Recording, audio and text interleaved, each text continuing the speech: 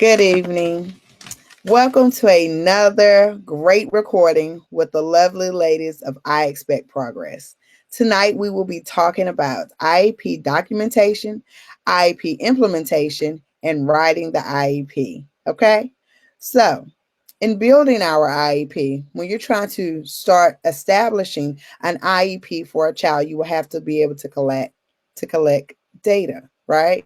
So we use this data to understand the needs, the strengths, what the child need to be doing, what the child might not need to be doing, their struggles, their weaknesses, good classes that they are in, bad classes that they are in. How do they react with their peers? How do they react in a social setting? How do they react to academics? So on and so forth. Okay. So would anyone like to go ahead and jump in?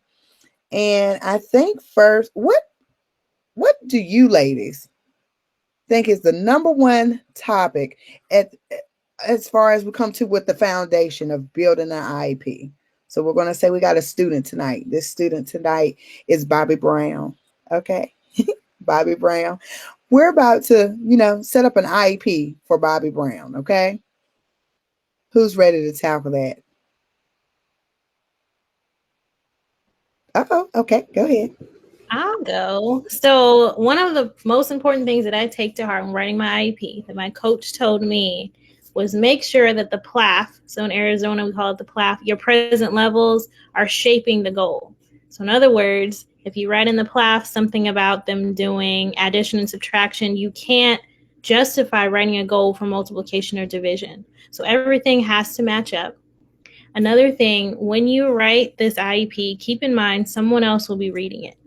So write things that can be measurable. It's nice to say things like, oh, he's doing a great job here, great job there. That's subjective. So you can't say that and, in good conscience, knowing that someone else will know what you mean. You need to write down exactly how many multiplication tables they know. Can they add and subtract? Functional skills as well. So can they tie their shoes? Can they button up their pants? Things like that. Their behavior in class. You can get a lot of that feedback from the general education teacher, because that'll drive to see if they need a behavioral plan or not. Everything has to be proven and justified within the body of the IEP because it's a legal document. So everything has to be in there, including how long they're with you in the resource classroom. So the environment that they're in has to be spoken about as well. So that's the gist of how I think of my IEPs. And then also time management. I would not recommend trying to write an IEP all in one day. Like, take some time to get and space it out in front of their IEP so that you can sit down with them, get things done, because people will be absent when you need them to be there to get that data. So make sure you plan out time that you're going to go see them in the classroom, get the information, and then have a day when you're going to write out the PLAF, maybe another day where you write out the goals. I always write the PWN after the meeting's over, because that's like a synopsis of everything. So having a breakdown of when you do things is important, and don't leave it at the last minute. So that's all I have. Well, I guess I'll speak up. So, when it comes to creating a good IEP, one thing I have learned is it is important to make sure you have proper data. I am a person who thinks of, I hate to say it like this, but I don't want to be sued. So I'm always really big on if somebody comes at me the wrong way and says, why is my kid in special ed or something crazy? I always have the county data. So we have something called iReady. And basically they do testing for reading and math. They do diagnostics. Basically those are, tests to tell us where your child is. And so I always put that data into the IEP. And then also, I also get that psychologist data, from when they qualify for special ed. And if that child was placed in special ed that year, sometimes the psychological meeting is not the same as the IEP meeting. And when you have that initial IEP, some parents are like, so wait, what? Why did my kid place for special ed? What are you talking? Because, some parents just get some parents just forget that their kid qualified. So when I got my master's in special ed, one of my teachers was a psychologist, and I brought him one of my psychologicals, and I was like, I want you to explain this to me, like step by step. So when I have my IEP meetings, my principal always says, Charity can do everything, because I even go over the psychological data as well to the parent. And I say, okay, this is why your kid qualified. And if I have a psychological that I don't agree with, I will tell the parent, I don't really agree with this, but if you want to fight that, you can call me at another time. But anyways, yeah. So I'm always big on the data, just in case, you have a court hearing or something like that, or somebody wants to, do due process or something like that. Always have your data. And some teachers, like your general ed teachers, they have their own data. Now, do I really put that in the IEP necessarily? Not really. I put that in like the teacher input. So if they say, oh, JJ was able to read 2 out of 50 words at the beginning of the year, now he can read 30 out of 50 words. I put that in like the teacher input, so that way they have their input, but it's not technically like data, just in case, somebody tries to cross-examine me. But yeah, so that's number one. Okay. Number two, when it comes to documentation, documentation is very important. I think as a special ed, I don't know about other states, but I know like special ed teachers, we have to document when we've talked to this teacher, or when we've talked to this occupational therapist, or when we've talked to this speech pathologist, or whatever the case is. So I think if you are a new incoming teacher, you should always have, that little binder where you have that data. Okay. And I'm guilty. I don't always write that stuff down. And sometimes I have to take like a week off and like go back and do that, go to my phone. Okay. When did I text so-and-so, or when did I call so-and-so, or whatever the case is. Like it's spring break this week, and we technically don't get a spring break. I'm going to be at the school, like doing all that. So if you're a responsible teacher, not like me, you would have all that stuff, done. Okay. Also, I just want to mention, so if you're like a first year teacher, one of the hardest things for a special ed teacher is like your balance. So I remember my first year, I didn't know about Plan Book. And so I just like made my own lesson plans, and they were a hot mess express. And I remember I got like audited or something. And they were like, just freaking out over my lesson plans because they were so ghetto, So if your school doesn't have like a universal lesson plan, template, you just, maybe Plan Book is best, pay the little $12, $13 a year so that you can, be organized. And also, you can save those lesson plans for next year. So if you have the same group of students, you can keep the lesson plans that you had last year and put them in for the next year. So that's pretty much all I had. Hopefully that helps, guys. I agree with Abigail and Charity about like everything they said, especially, Plan Book was a lifesaver for me my first year.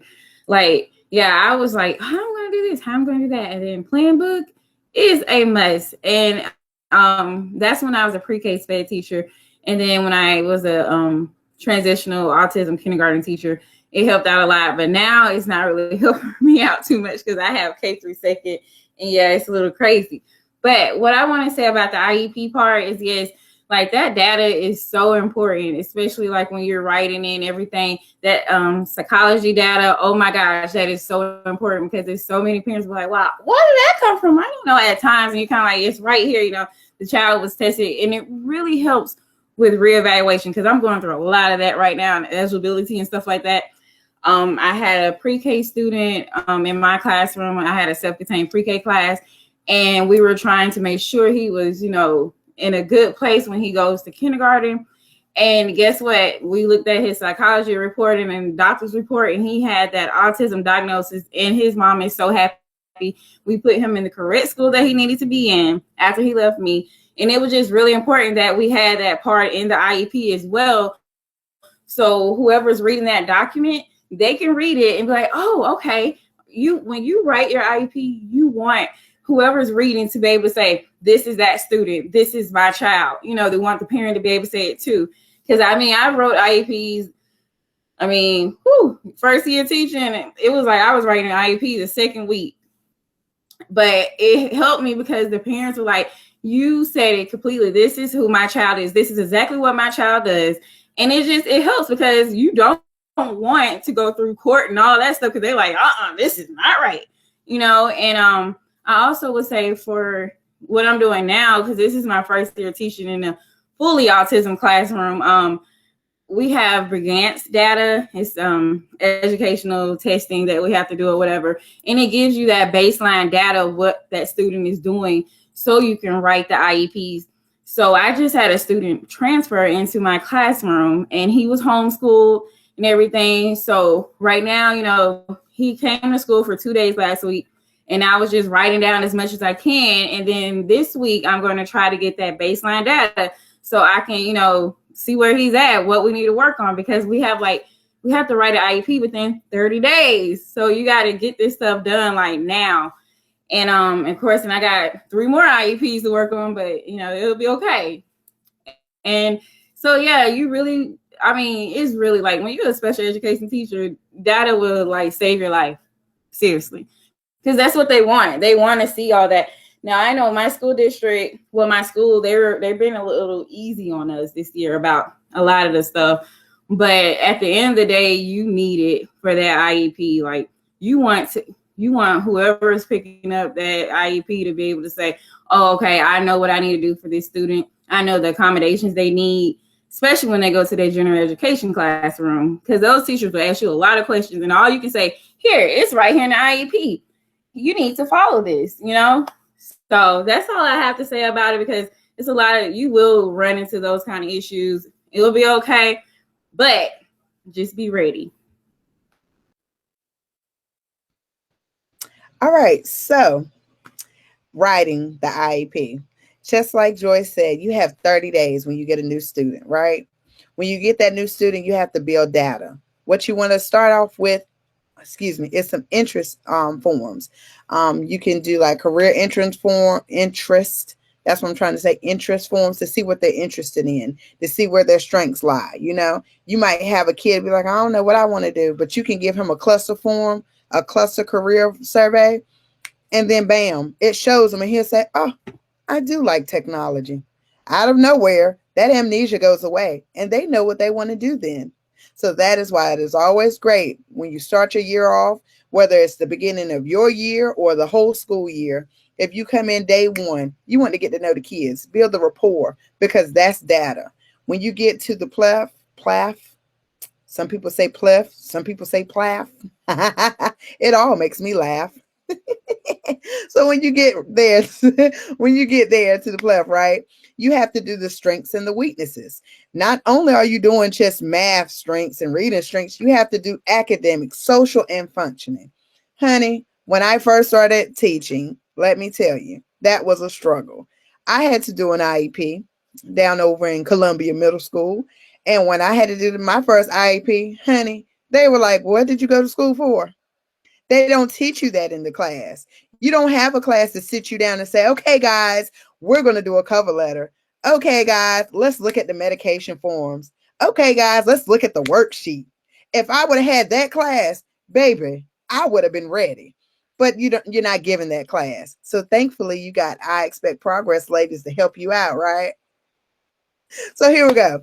So when you're having to do your weaknesses and your strengths for that student, you're using that cluster form. You're using any type of survey that you have where you can get to know that student. If you need these surveys, please reach out to us because we do have that as a part of some of our products, right? So you're going to use this to build up your data, right? When you're doing your writing, because what are we doing? We're building from a legal document, right?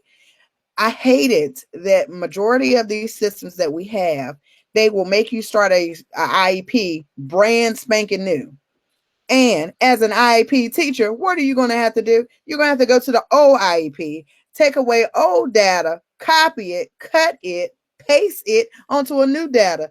That is a waste of time. I might come up with my own system where all you got to do is bring it over. Anyway, so go ahead, grab that old IEP because you're going to need it, baby. Because you ain't about to do everything all over again. Why are we constantly recreating the wheel when all we have to do is build off of that, right? So you're going to get that old IEP. You're going to look at that old IEP and compare it to a new IEP. For technology purposes, I think it is highly recommended to do your IEPs on dual monitors. If you don't have two monitors, honey, get you a TV and get you an HDMI cord and go to work because that's how deep it is. You need to look at that IEP and you need to look at where you are, and that will help you. That's my cheat sheet right there. Do you think that I've been stressed out all the time? No, honey. Our old teacher told me, she said, you need two monitors. You need to look at where you started from so you can see where you're going to end up. And when I did that, baby, I was writing them in no time. Yep. And they were good because the parent already knows about their child. 9 times out of 10, though, the parent really does not remember that old IEP, but that's neither here nor there. We're not going to talk about that. That's another discussion. But anywho, you're building off of that IEP. You're going to use fragments from that IEP to just add on because all it is if it's a brand new IEP, then of course it's going to be brand spanking new and it's going to be new. When I say new, I mean everything that you didn't even think you knew about this child needs to go in your first IEP. Okay? Everything. Everything. Okay? I ain't going to get too deep because that's a lot. All right? So back to writing the IEPs. When you write the IEP, just like the lady said, you want anyone to read it. In my mindset, if I was to quit today, I want someone to pick that IEP up and say, wow, I know where he's struggling. I know where his weaknesses are. I know what he likes to do. I even know where his mama work at. That's how deep my IEP has gotten before. And there's nothing wrong with that because you will need that. When you get these students, and 9 times out of 10, you're going to get somebody else student. Caseload might get too hectic. They might be like, look, we need to put this one on yours. You ready? You got to be like, sure, no problem. I'm ready. Yay. And deep down, you're like, oh my God, when is his annual review? When is his reevaluation? Lord, do he need to be seen? Lord, have they done the vision? They ain't even done the vision. Lord, do he need speech? Does he have a bip? Oh, goodness gracious, he got a bip. That's the stuff that runs through your mind, but you don't want to get nervous. You just take it in and say, no problem. And then come hit us up, okay? So anyway, you want someone to pick that up like it was your last day at work. You want it to be clear and concise. Not only do you want another teacher to be able to read it, but you want that parent to read it. I had a parent who cussed me out. Yes, she did. She said, why does this IEP have all these big words that I can't pronounce? Who do you think I am? So you trying to call me dumb? She felt like I was, basically being, like she was inferior to me because of the terminology that I use. So I said, you know what, girl, you're right. I apologize. So I had to cut it back. I had to cut it down. I had to make it to where if my student can understand it, then 9 times out of 10, the mama can. And if the mama can, then the student can explain it to the mama. That's why it's good to have the student in the meeting. Okay. So that's with the writing the IEP. Let's talk about documentation, right? IEP documentation. You need to document everything. Everything. Everything. Phone calls, emails. You need to get you a Google number. Okay. You don't want to always use the school phone because, they'll say, okay, she's in class, but I'll take a message. Honey, I ain't going to never hear that message. You're going to call the room, and I probably got my ringer down in my classroom because it might trigger my kids or it might be too much for me, and I need to concentrate on what I'm doing and not talking to y'all when school is going on. So get a Google phone number on Google, right? You get this Google phone number. You use that to text your parents. 9 times out of 10, your parents aren't checking no emails. They checking Facebook, but they don't check emails. Get you a Google phone, right? So you're going to text them straight from that Google number. That builds a rapport because they think that that's your personal number. In actuality, it is your phone, but you ain't got to look at it in the weekends. I don't look at mine after 4. Nope, baby. I don't look at it. I go ahead and wait till that next morning to look at it. Because if you do, you will be overwhelmed. Real quick bit. Don't take nothing home. You do everything between those hours. And if you ain't got it done, don't worry about it, baby. They're not going to fire you tomorrow. They ain't going to say, you know what? You didn't have it done. I checked the system and it's not done. You're fired. They ain't going to do that. Why? You think they firing special ed teachers in the middle of the year? I don't care. They ain't gonna do it. So let them know who you is, why you there. I'm gonna do it when I'm here and not taking it at home. Who got time for that? Anyway, so document everything. Get your Google number. Implementation. I love to implement my IEPs because it basically say that I know what I said this child need to do, and now I need to put this stuff to work. So if I have a goal, let's say that Bobby Brown he's struggling in math. He struggles with, let's say, two-step equations. That means that I'm going to try to find any and everything I can, online resources, worksheets, anything that have two-step equations. And I'm going to write that down, and I'm going to keep this sheet, or I'm going to take a snapshot. Anything you can, that's documentation. I'm implementing it because he needs to learn two steps. So let's start from the ground up. Maybe he needs to learn PEMDAS. Maybe he needs to understand how to multiply and add in the same equation, how to divide and subtract in the same equation. Maybe he needs to understand that those are inverse operations. Sometimes you have to go that deep. And when you go that deep, when you present that in a meeting, can't nobody check you, baby. They can't check you because you got documentation. That's why a lot of special ed teachers, we can't get checked. Why? Because we document things. We got data, honey. That data is everything. So when you have that and you come to your meetings with that folder, even if you don't crack it open, when I go to a meeting, I have a whole binder. And sometimes it ain't even for that student. I just wanted to look like, you know what? I got my stuff together. I got my ducks in a row. That's my confidence. That's my Bible. Honey, they be like, oh, you ready? I be like, yes, ma'am. Okay. So here we go. Let's talk about Bobby Brown. Boom, boom, boom, boom, boom.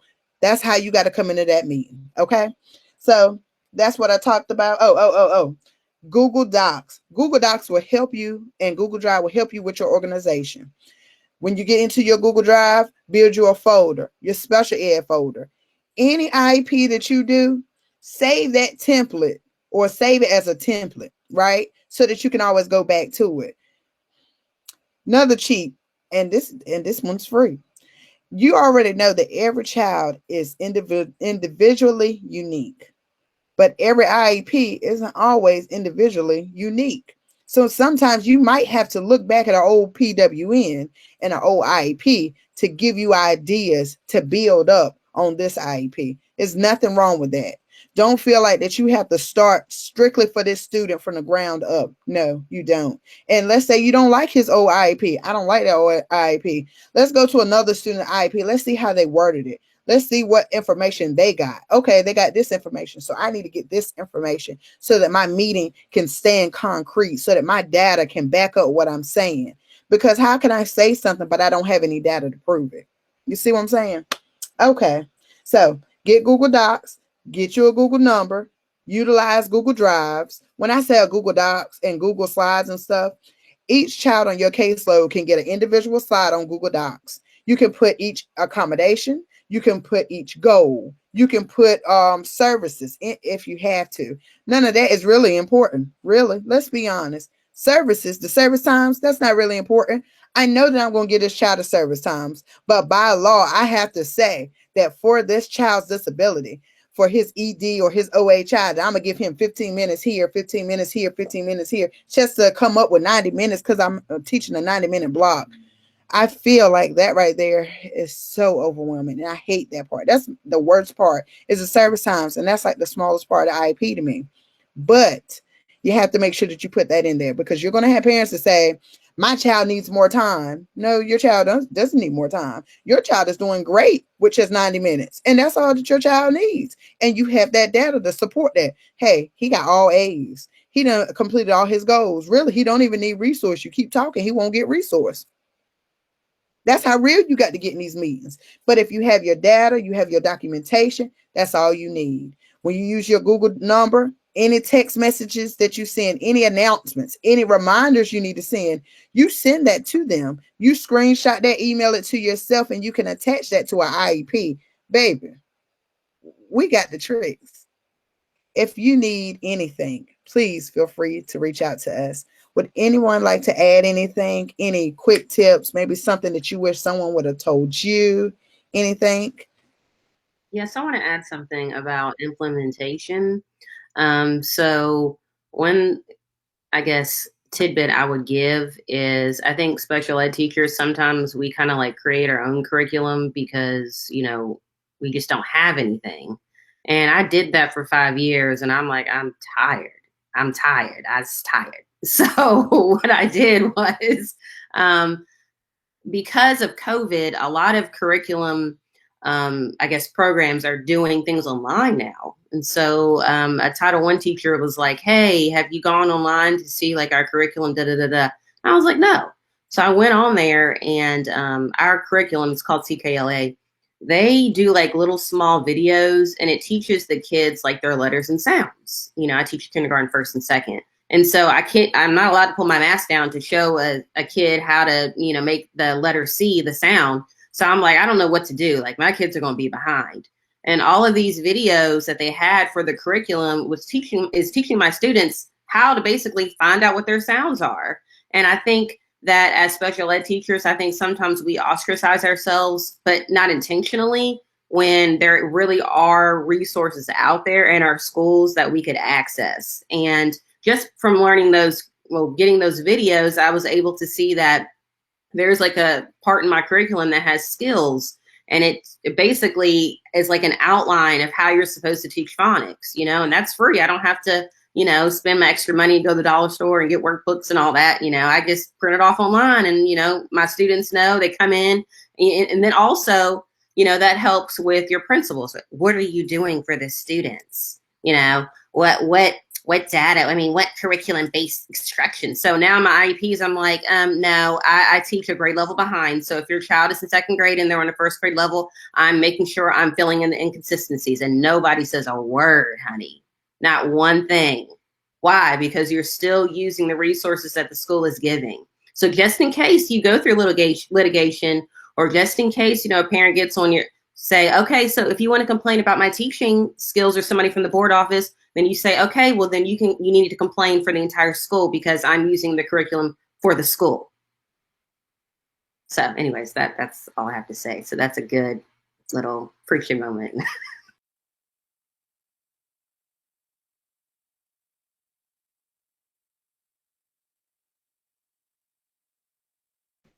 All right, guys, we thank you. Just to add on to that, what Charity said, utilize that district website.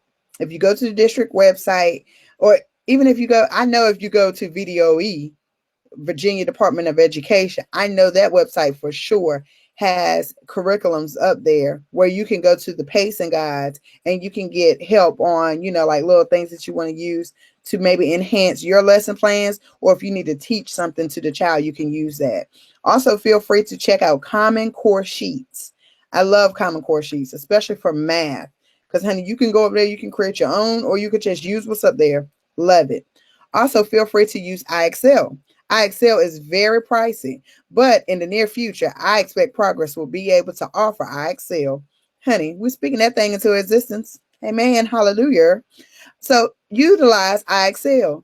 The kids can do 10 questions a day. They'll be like, well, this isn't a grade. Yes, it is. It's recorded by your IP address. They'll think it's a grade and they're going to try hard, and it's going to see what they need help on. If they need to go back some, if they need to keep going, it helps. Those are 9 questions, honey. You can't keep track of what they're doing, but that still helps. Get Moby Max, another great online resource. Kahoots. I love Kahoots. You can find a quiz up there. If you can't think of your own quiz, you can find one on Kahoots and you can give it. One new one that I have jumped into this year deals with the frog. What is it? NearPods. NearPods, I think it is. NearPod, you heard of it? Yeah. So NearPods, check that out. Free curriculum, free lessons that you can utilize. Any goal that you have can be tied to it. If it's social skills, find some social emotional activities that you can do on Kahoot. Maybe dealing with friendship and asking questions about it. Stuff like that. You can find that. You can find that on Kahoot. You could do that on NearPods, iExcel, Moby Max. I highly recommend. And like I said, in the near future, we will be trying to offer that to our educators. So if there is nothing else, which I think, we have given you a wealth of knowledge, I hope you guys are able to take this back with you into your labs and put it to work. We appreciate every single one. We appreciate every single one of you, and we thank you for tuning in, sharing, liking, subscribing. We appreciate it all. And we have more to come. So if anyone needs anything in particular, please feel free to reach out to us, and we will try to have a video coming as soon as possible. Be on the lookout for our shirts that will be coming soon. Everyone have a great day, and don't let nobody steal your joy. All right. Bye.